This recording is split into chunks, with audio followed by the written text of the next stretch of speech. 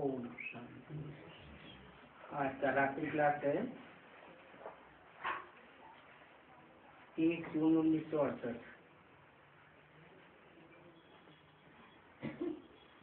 बच्चे जानते हैं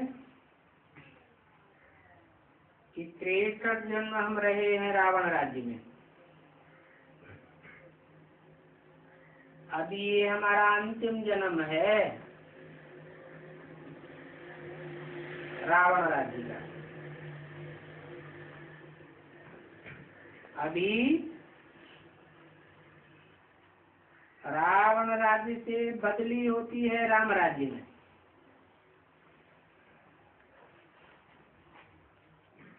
फिर राम राज्य से रावण राज्य में भी ऐसे ही बदली होते हैं।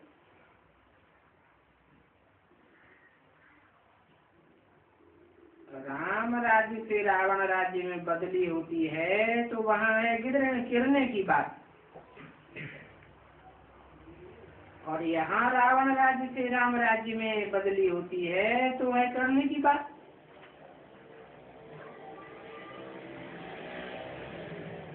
तो ये नॉलेज है कि हम रावण राज्य में कैसे गिरे।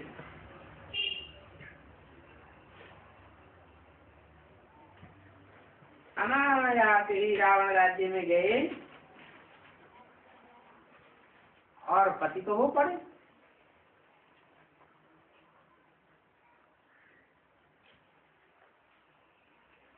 अनायास ही नीचे जाने का कारण क्या हुआ?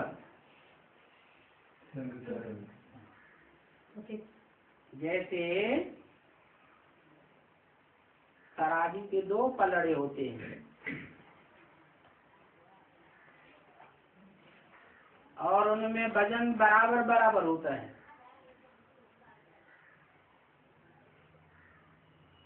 तो कोई नीचे नहीं जाता। दोनों पलड़े बैलेंस में रहते हैं, और जैसे ही एक में वजन बढ़ा तो फट से नीचे चला जाता है। ऐसे ही द्वापर के आदि में, त्रेता के अंत में, जैसे ही हमारी 16 कलाओं में से 8 कलाएं कम हो जाती हैं,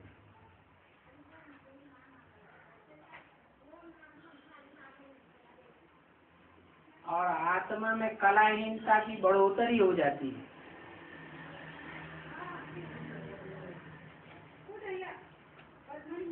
घटती कलाओं का पलड़ा ऊंचा उठ जाता है।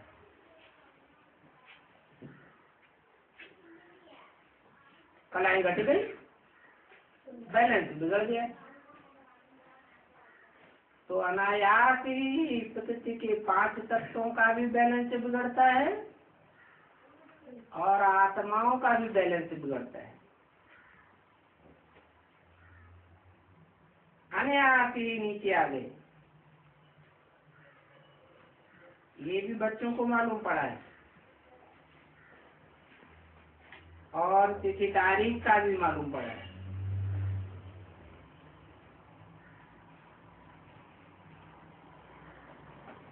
आज से 2500 वर्ष पहले नीचे गिरे। अभी है चढ़ने की बात।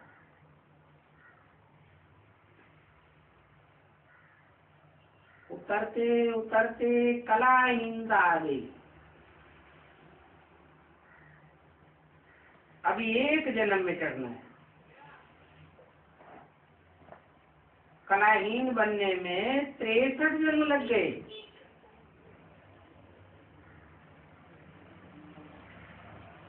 और चढ़ती कला में एक जन्म भी नहीं, 1 सेकंड लगेगा।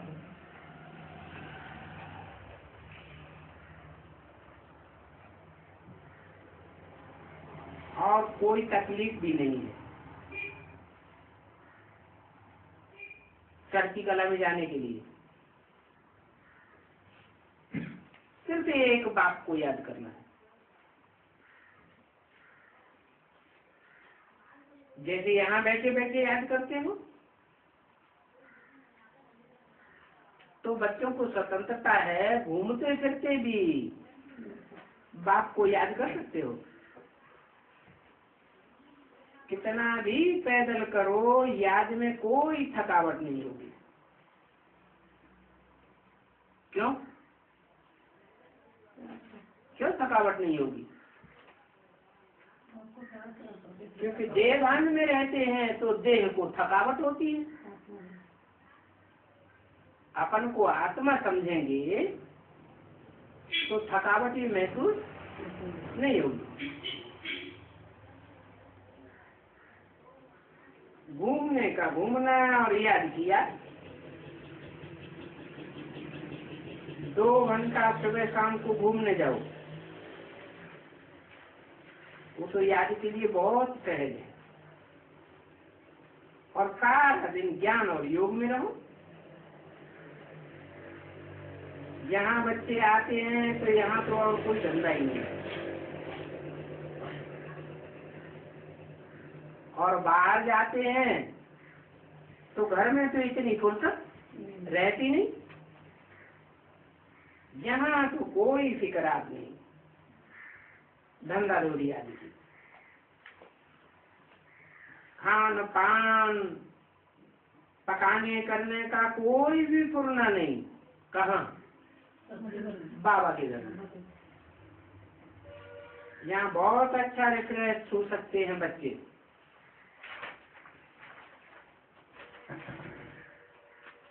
बाप समझाते हैं कि यहाँ आकर के वृद्धावस्था वालों को भी कोई तकलीफ नहीं है।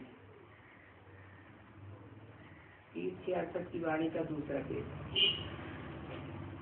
सिर्फ कहते हैं अपन को आत्मा समझो, मैं आत्मा हूँ। जैसे वो लोग कहते हैं अल्लाह हूँ अल्लाह हूँ,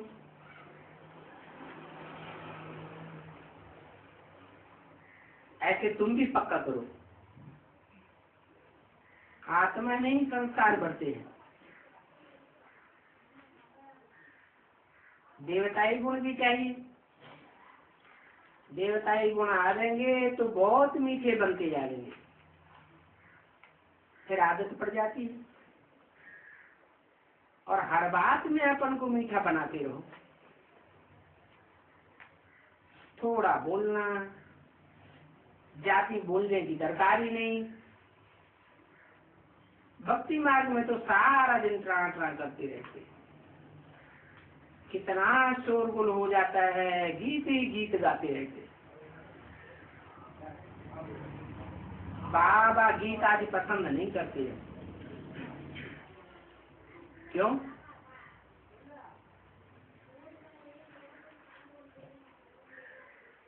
बाबा गीत क्यों नहीं पसंद करते?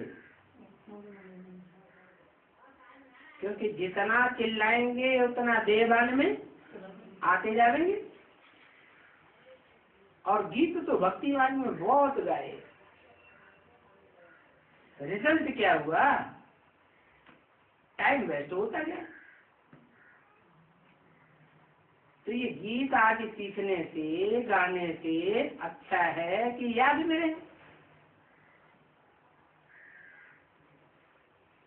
एक बाप की याद से विकर्म विनाश होंगे। गीत बनाने से, गीत गाने से, गीत सुनाने से कोई विकर्म विनाश थोड़े ही होते हैं। और यहाँ तो बोलने की भी दरकार नहीं है। घर में भी बात करते हो, वो भी सूक्ष्म बात करो। थोड़ी बात करने की आदत पड़ जानी चाहिए। 2 आपस में बोलते हो तो तीसरे को आवाज भी न जाए। नहीं तो क्या करते हैं, बात 2 कर रहे हैं और आवाज सड़क तक जा रही है। इतनी एनर्जी वेस्ट करने की क्या दरकार है? आवाज न हो, तो कम बोलो, धीरे बोलो और मीठा बोलो। तुम बच्चों में वाचा की शुद्धता भी बहुत अच्छी चाहिए।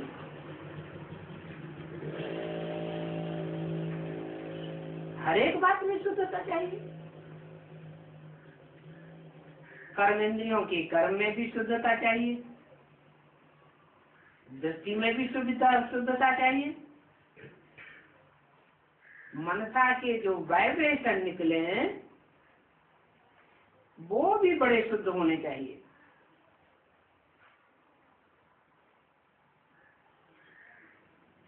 यहाँ तो बहुत अच्छे बच्चे आते रहते हैं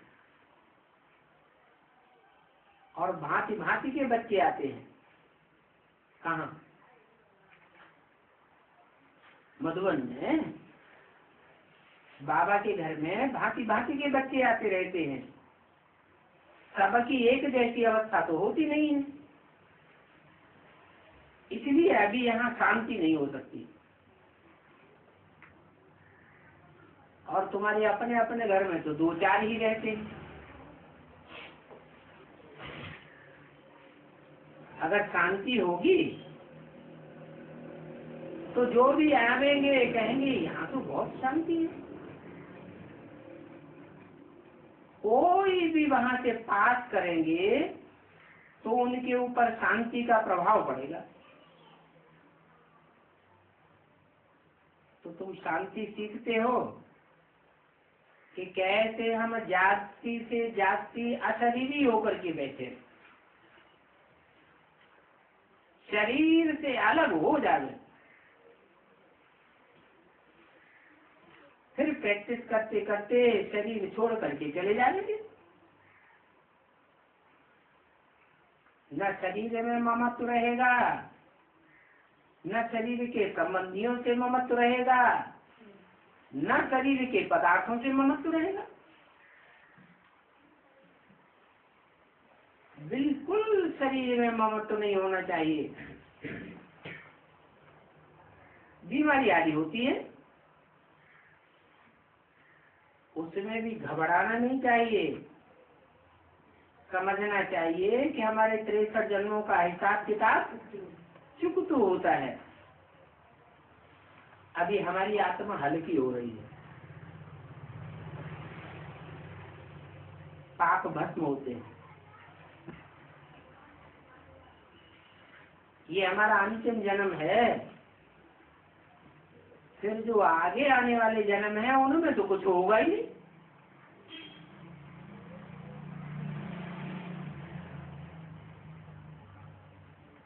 इतनी खुशी रहेगी कि बीमारी ही नहीं आएगी। बाबा कहते भी हैं खुशी जैसी खुराक नहीं। खुशी बीमारी को हप कर लेती है। कोई कोई बीमारी भी हो और फिर मन से दुखी भी हो तो बीमारी बढ़ेगी या घटेगी? बीमारी बढ़ती जाएगी। तो कभी भी बीमारी में मुख मलिन नहीं होना चाहिए, सदैव हर्षित मुख रहे। क्यों? क्योंकि संगम युग में शूटिंग हो रही है। हर्षित पने की शूटिंग करते रहेंगे तो सुखों की शूटिंग हो रही है। दुखी रहेंगे और पुरुषार्थी जीवन में लंबे समय तक दुखी रहेंगे तो अंत मते सुगति हो जाएगी। इतना हर्षित मुख रहने की प्रैक्टिस डालनी चाहिए कि जो शरीर छोड़े तो कोई भी समझे ये तो मुस्कुराए रहा है।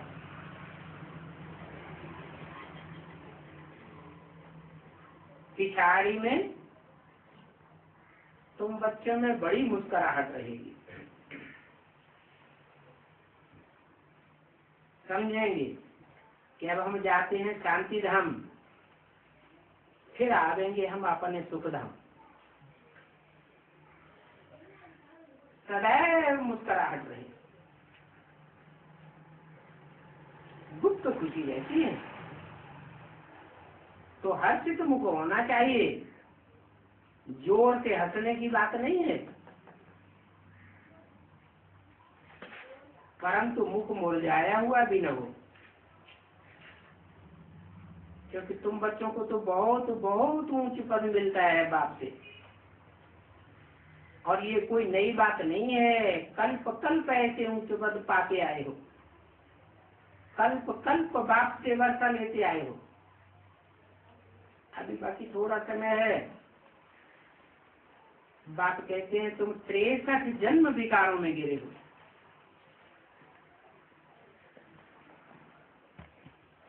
अभी एक जन्म अगर विकारों में न भी गिरे तो क्या हर्जा हो जाएगा। देवता बनने के लिए तुम पवित्र नहीं बन सकते हो। अपवित्रता का तो ख्याल भी नहीं उठना चाहिए। अभी तो बच्चों को बाप से बादशाही ही लेना है, तो मायावी ख्यालातों को उड़ाए देना चाहिए।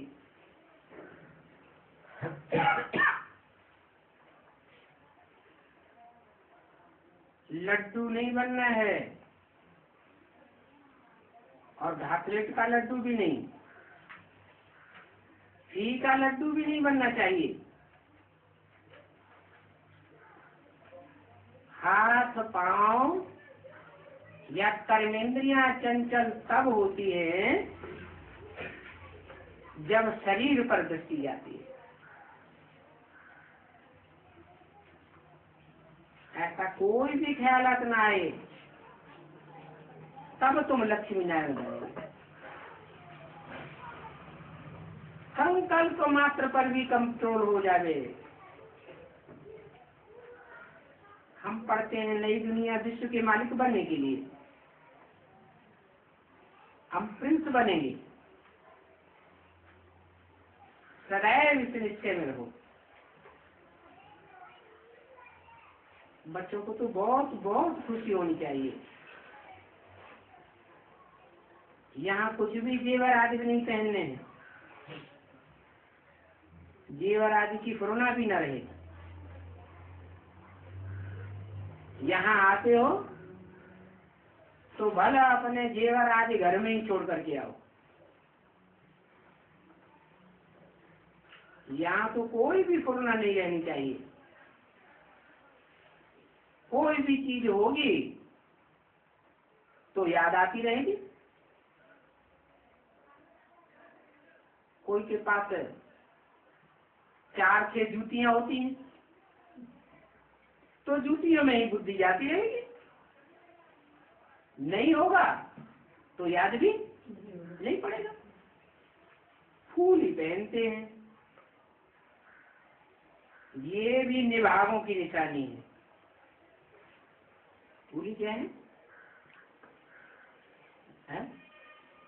नाक में पहनते हैं ना, फूल ही पहनते हैं, ये भी निभागों की निशानी है, न कि कोई सुहाई की निशानी है। ये पहनने से ही निभागा शुरू हो जाता है, क्योंकि समझते हैं ये पहनने से हम सुंदर दिखाई पड़ेंगे।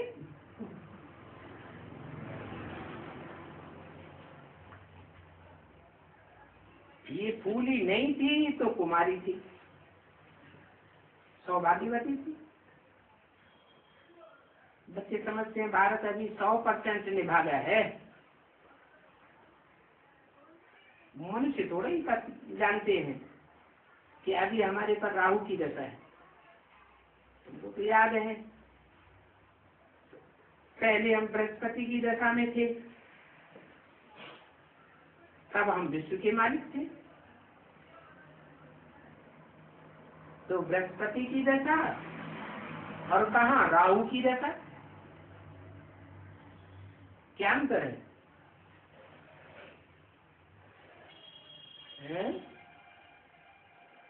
बृहस्पति कहा जाता है बृहस्पति को, और राहु का आ जाता है अहंकारी को। कहाँ हमारा निरहंकारी बाप और कहाँ अहंकारी राहु। अभी राहु की दशा में देखो कैसे कंगाल बन पड़े। अभी फिर बृहस्पति की दशा बैठती है, तो कोशिश करनी चाहिए कि हम सदैव बृहस्पति की दशा में रहें। शुभ रेत करनी चाहिए कि मैं लक्ष्मी नारायण जैसा मैं भविष्य में बनूंगा। जानते हैं जो बहुत सर्विस करते हैं वो ही माला का दाना बनते हैं। तो हम भी क्यों नहीं ईश्वरीय सेवा में लग जाते हैं। और माताओं को तो बहुत खड़ा होना चाहिए। अपने हमजिन्स साथियों को भी संदेश सुनाना है। सुनाते रहेंगे तो आसपास वाले भी झट भागेंगे। आओ सेकंड में कैसे विश्व की बादशाही मिलती है तो हम समझें और समझा दें। सेकंड में कैसे जीवन मुक्ति मिलती है। तुम्हारे सिवाय तो दो बाप का राज कोई बता ही नहीं सकता। एक बाप हद का वर्षा देते और एक बेहद का वर्षा देते।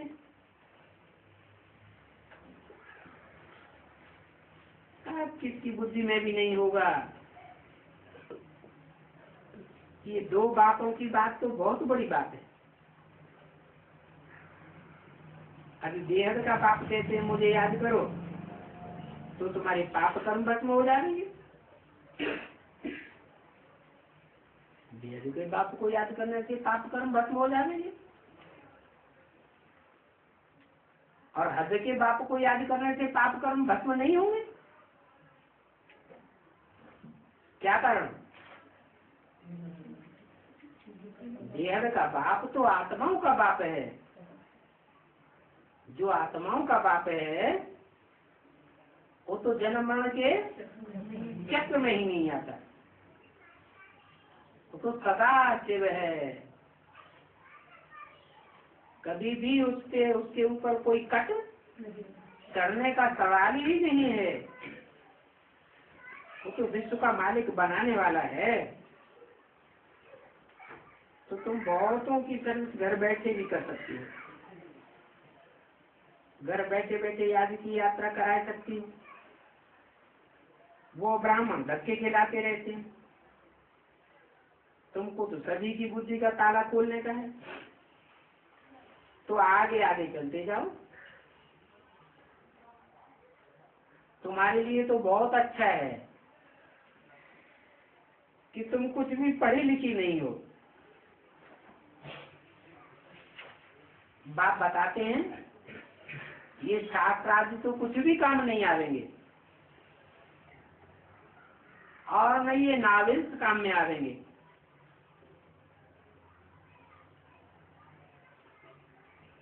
एक ही बाप की शिक्षा अंत तक काम में आवेगी।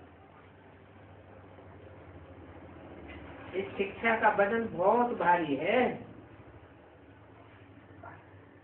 तुम जानते हो कि अभी हमको बेहद का बाप मिला है तो अभी कांटे से फूल बन जाना चाहिए।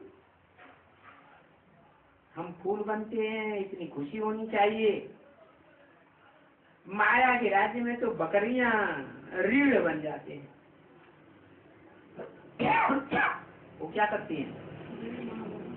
रीढ़ बकरी क्या करती है। रीढ़ बकरी जो है जो भी बकरी जिस रास्ते पर भी जाएगी उसी के पीछे पीछे खाली चली जाएगी। बुद्धि चलाती नहीं है कि हम गड्ढे में जाते हैं। यहाँ तो बाप कहते हैं तुमको महावीर नहीं बनना है और बनेंगे भी एक बाप की मत पर। ऐसे नहीं कि जो आया उसी के पीछे पीछे चल पड़े। उसी को फॉलो करने लग पड़े। बाप को याद करो तो तुम्हारे भीतर विनाश हो जाएंगे। 30 जून 68 की वाणी का 3रा पेज। और जितना जितना याद करेंगे महावीर नहीं बनेंगे। तो महावीर वो है जो एक बाप को याद करे। याद में बैठते हैं, क्या होता है? बैठते हैं एक बाप को याद करने, और कितना कितना और बातें याद आ जाती है। तो फिर महावीर नहीं हुए क्या? ऐसे नहीं कहो कि बाबा हम तो भूल जाते हैं। माया को उड़ाए देना है, क्योंकि माया रीढ़ बकरी बनाने वाली है। थक मत जाओ, माया तुमको बहुत हैरान करेगी, बार बार बुद्धि बिचारेगी। तुम समझो ये माया चाहे जितना माथा मारे, लेकिन हम थकते मत होने वाले नहीं है, हम थकने वाले नहीं है। हम तो अपने बाप से वर्षा लेकर के ही छोड़ेंगे।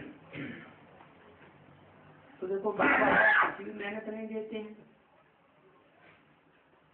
कहते हैं बच्चे खुद खाओ पियो, बच्चों आदि को दूध पिलाओ और जो चाहो तो करो, सिर्फ बाप की याद मत भूलो। और इसके लिए पहला सबक पक्का करो। कौन सा? बाप की याद न भूले, इसके लिए पहला सबक कौन सा है? पहला सबक है मैं आत्मा हूँ। ये पहला सबक पक्का करेंगे तो आत्मा का बाप परमात्मा भी याद जरूर आएगा। और ये आत्मा परमात्मा की याद ही बाप के साथ चलेगी। ये जो तुम इतना विस्तार में नॉलेज लेते हो, ये नॉलेज अंत में साथ में नहीं चलेगी। तुम्हें नॉलेज रहेगी नहीं रहेगी। देवताएं तो बुद्धू होते हैं, ना आगे का जानते न पीछे का जानते। द्वापर कलयुग में त्रेता में क्या होने वाला है देवताओं को पता नहीं। तुमको तो आगे पीछे सब का पता है, परंतु ये जानते हो कि ये नॉलेज तो यहाँ की यहाँ ही रह जाएगी। सचमुच में नॉलेज साथ में नहीं जाएगी। यहाँ कहा जाता है बीती को चित वो नहीं। हर बात में खुश ही रहना चाहिए। पेट के लिए भी इतना जास्ती नहीं करना चाहिए। कितना जास्ती है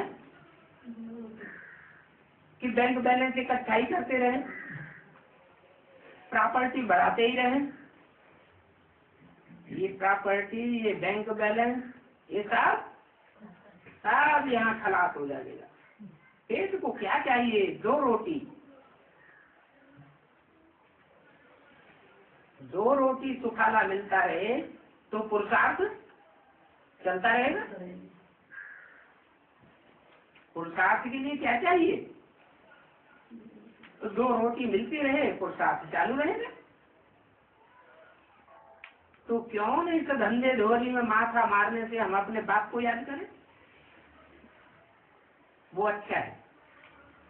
हमें जाति पैसे की दरकार ही नहीं। तुम माताओं को तो पैसा चाहिए भी नहीं, और माताओं के पास पैसा होता भी नहीं। पैसा भाई लोग कमाते हैं, वो ही ज्यादातर अपने पास रखते हैं, वो ही संभालते हैं। तो तुम फ्री होकर के रहो। ये बैज तुम्हारी निशानी है। इस बैग को पहनने में लज्जा नहीं करनी चाहिए। क्यों? लज्जे की क्या बात?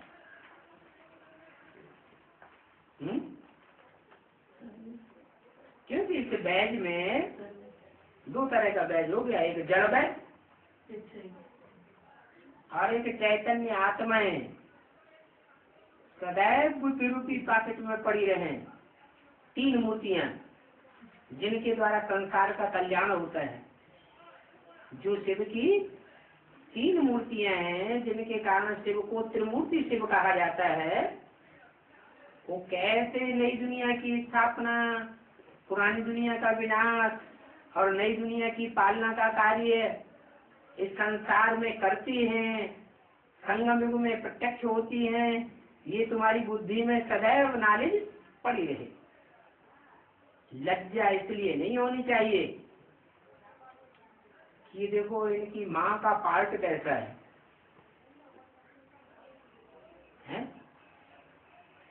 एक तरफ कहते हैं जगदम्बा, दूसरी तरफ कहते हैं ये तो महाकाली का पार्ट बजाती है। कितना भयंकर रूप हो जाता है। अब तुम्हारी बुद्धि में तो बैठा हुआ है। फिर शंकर, शंकर क्या है? शंकर के पास तो कुछ है ही नहीं।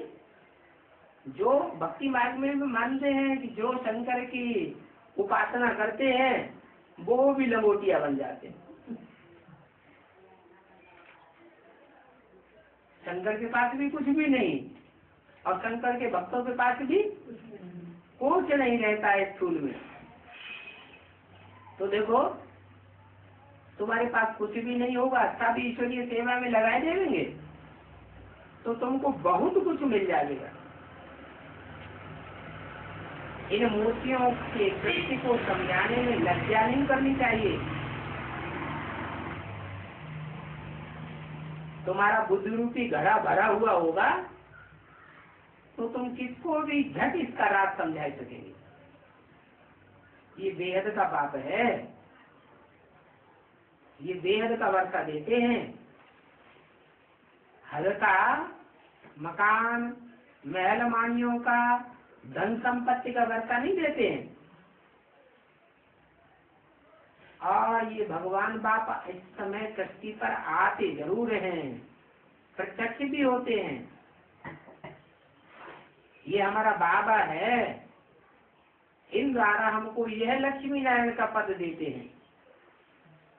इस बात का पैगाम सभी को देते रहो।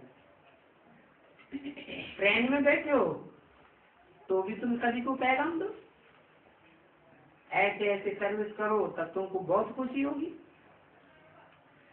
सबसे जास्ती सहज तो कुमारियों के लिए है। क्यों? कुमारों के लिए इतना सहज नहीं है, अदर कुमारियों के लिए भी इतना सहज नहीं है। कुमारों के लिए, कुमारियों के लिए बहुत सहज है। क्यों सहज है? क्योंकि उल्टी सीढ़ी चढ़ी नहीं है, इसलिए इनके लिए बहुत सहज है।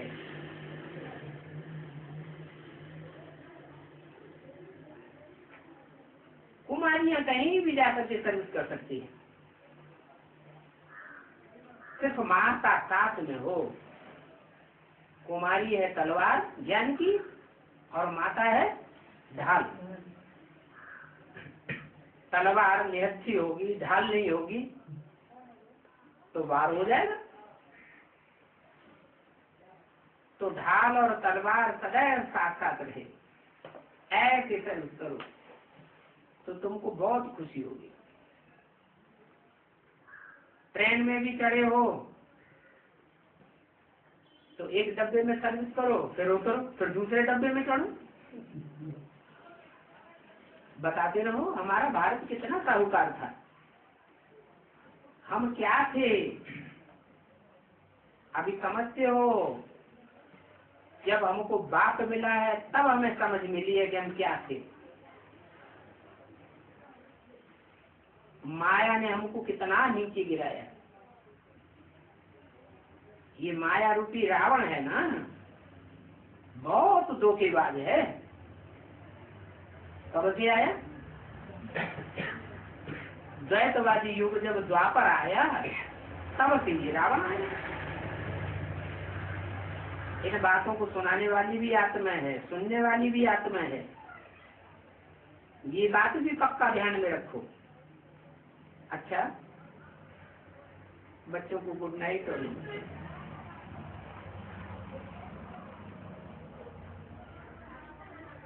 एक और छोटा सा रात्रि क्लास है, 1 जुलाई 1968। बच्चे समझते हैं हमारे सभी दुख दूर होने वाले हैं, क्योंकि अभी हमको बेहद का पाप मिला है। तो सभी मनुष्यों के दुख दूर हो जाते हैं। सारी बेहद की दुनिया के दुख दूर होने वाले हैं। देवताएं तो होते ही है सुख धाम के मालिक। बाकी अभी थोड़ा समय है, बच्चे याद की यात्रा में कमजोर हैं। इतना ही अभी ये देरी है। याद की यात्रा में बच्चे मजबूत हो जाए तो समय भी समाप्त हो जाएगा और ये संगम युग भी खराब हो जाएगा, नई दुनिया आ जाएगी। तो याद की यात्रा में जो कमजोरी है उसे खत्म करना चाहिए। जितना हो सके एक बात को याद करो। नंबरवार पुरुषार्थ संसार हर्षित रहते हैं, जितना याद करते हैं उतना हर्षित रहते हैं। जितना बाप को याद करके बच्चे को याद करते हैं उतना दिल में खुशी होती है। देखो, ये ब्रह्मा भी बच्चा है ना, तो जो भी इनके सगे संबंधी आदि होंगे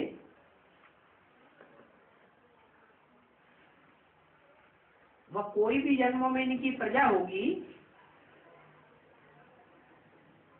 तो जरूर सब खुशी रहेंगे।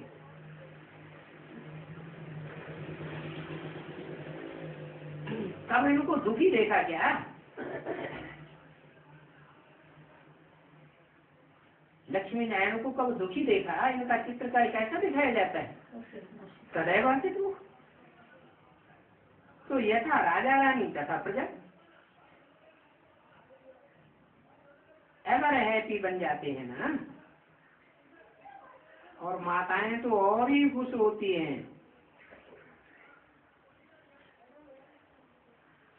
भक्ति मार्ग में भी माताओं को पहले और पुरुषों को पीछे याद करते हैं। लक्ष्मी नारायण, सीता राम, राधा कृष्ण। ऐसे क्यों करते हैं?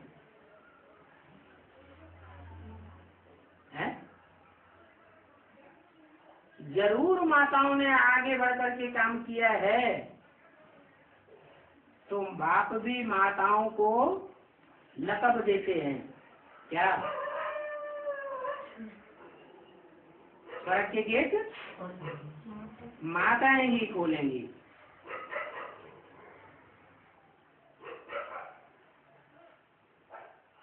बन वो नारायण बनते हैं तो भी माताओं को जागती मान है। तुम तो पुराने आ चुको, मुझ मासू के याद करती हो वर्षा पानी के लिए। जानते हो 5000 वर्ष के बाद बाबा आते हैं विश्व का मालिक बनाने। तब ये नारी मिलती है, फिर कतयुग में ये नारी मर्ज हो जाती है। तो ये चक्र फिरता रहेगा। जो होता है तो रोल होता जाता है। ये सभी समझने की बात है। और ये कितना बड़ा बेहद का रोल है, इसको कुदरती कहेंगे। ये कुदरत की बातें किसी की बुद्धि में बैठती नहीं। तुम बच्चों की तो अभी सभी मनोकामनाएं पूरी होती है, क्योंकि पवित्र आत्मा बन जाते हो। बाप आकर तुम सभी बच्चों को तृप्त कर देते हैं। तो फिर इतनी खुशी होनी चाहिए। जानते हो कि अब तमो प्रधान से हमको सतो प्रधान बनना है। अभी 2500 वर्ष में हम तमो प्रधान बने, अभी सतो प्रधान में आना है। तमो प्रधान खत्म हो गया तो सतो प्रधान आ जाता है। जब से ब्राह्मण बने हो तो सतो प्रधानता आनी चाहिए।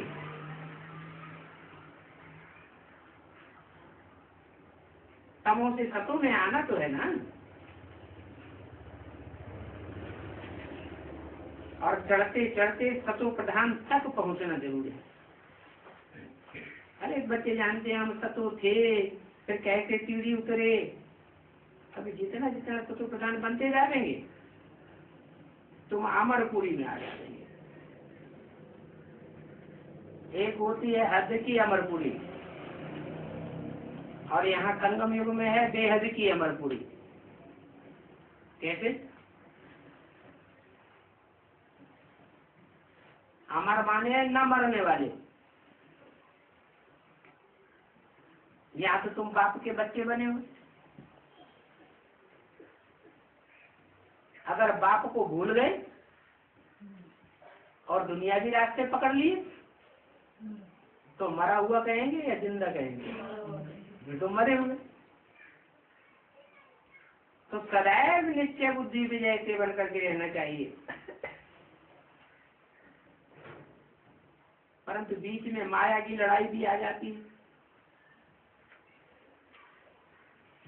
नहीं तो बच्चे सदैव हर्षित बने रहे। और बाप को देख करके तो रोमांच खड़ी हो जानी चाहिए। माताओं को तो और ही जाती। बाबा कहते हैं माताएं कुछ भी नहीं पढ़ी हैं तो और ही अच्छा। कोई शास्त्रों का भूसा तो बुद्धि में नहीं है ना। बाकी ये तो समझते हो हम आत्मा है, हमारा बाप परमात्मा है। ये जान लेना तो बहुत सहज। बस बाप को याद करो।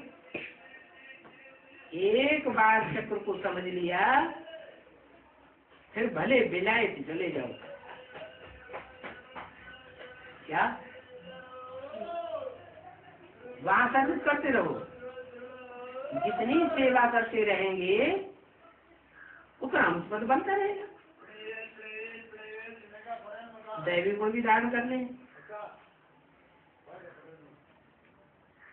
अगर वहां कोई के हाथ का भोजन मिलता है, विदेश में जाएंगे कोई के हाथ का भोजन मिलता है, कोई हर्जा नहीं। तो वह सारे विश्व को पवित्र बना सकते हो तो भोजन को पवित्र नहीं बना सकते। ये भोजन क्या चीज है? इसके लिए बाबा से पूछते रहो तो बाबा युक्ति बताते रहेंगे कि अन्न दोष से कैसे बचना है। नहीं तो कोई बच्चे इंसल्ट फील करते रहते हैं, तो ऐसा काम नहीं करना चाहिए ना। ये तो पक्का है कि बाप हमको समझाते हैं कि दादा समझाते हैं। समझाने वाला कौन है? समझाने वाला तो बाप है ना। ये भी समझता तो है कौन? दादा। और इनके लिए ही बाप समझाते हैं। ये क्या बात है? हमारे लिए नहीं समझाते हैं।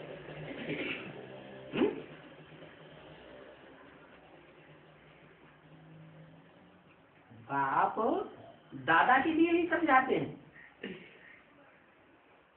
हम बच्चों के लिए नहीं समझाते। ऐसा क्यों? क्योंकि ये दादा है सबसे जास्ती बच्चा मुझे। एकदम कोरा कागज है।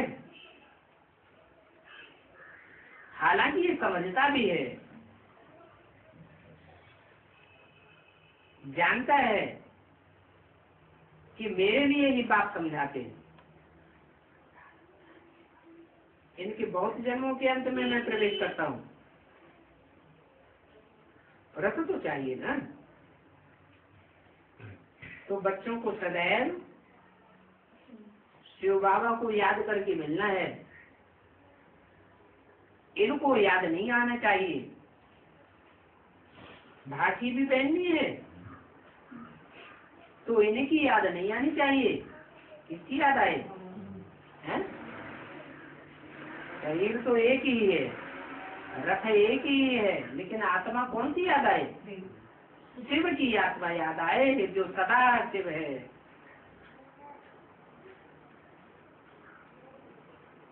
ये भी रिवाज निकल जाएगा। कौन सा?